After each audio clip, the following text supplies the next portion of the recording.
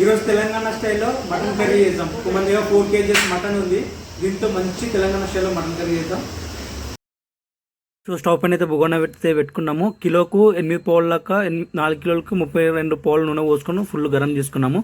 దాని తర్వాత ఉల్లిగడ్డలు పచ్చిమిరపకాయలు అయితే వేసుకున్నాము.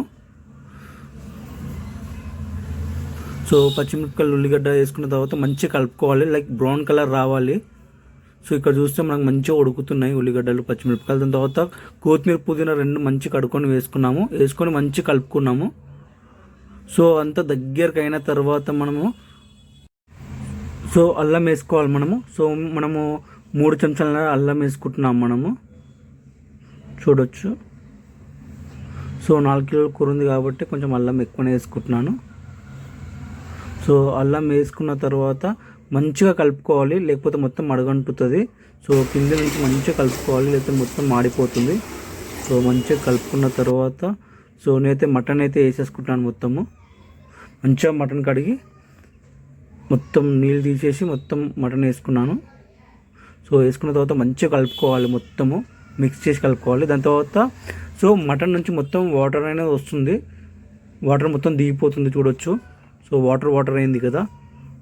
సో ఇలా అవ్వాలి. దాని తర్వాత కొంచెం మూత పెట్టుకోవాలి. ఒక 15 minutes తర్వాత కొంచెం పసుపు, ఒక 3 teaspoons పసుపు వేసుకున్నాను. అలాగే ఉప్పు వచ్చేసి తగినంత వేసుకుంటున్నాను.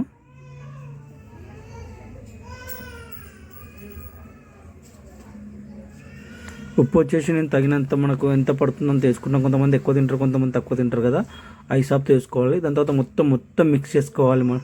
చేసుకున్న తర్వాత ఒక 10 minutes తర్వాత కారం వేసుకోవాలి. సో నేనైతే కారం 4 spoons వేసుకుంటున్నాము. మేము కారం కొంచెం ఎక్కువ తింటాము. సో తగినంత కారం వేసుకోవచ్చు. వేసుకున్న తర్వాత మంచిగా కలుపుకోవాలి, మొత్తం కింది నుంచి, లేకపోతే మొత్తం అడగంటుతుంది. దాని తర్వాత ఒక 10 minutes తర్వాత వాటర్ పోసుకోవాలి. మేమైతే వాటర్ ఎక్కువ తీసుకుంటున్నాం, ఎందుకంటే మటన్ కదా ఉడకాలి, దగ్గర కావాలి కాబట్టి వాటర్ ఎక్కువ తీసుకుంటున్నా. సో ఒకసేపు మూత పెట్టేసుకుంటున్నా. సో మటన్ అయితే 90% ఉడికింది. అయితే ఈ గ్యాప్లో టమాటా కూడా వేసేసుకున్నాను నేను.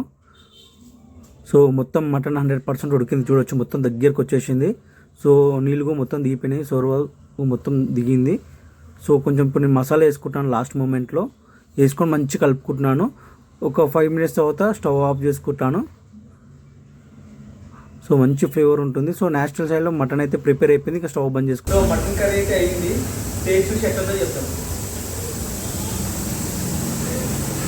Mutton super. అలాంటి మరిన్ని వీడియోస్ కోసం please subscribe my Suresh Babu. Thank you.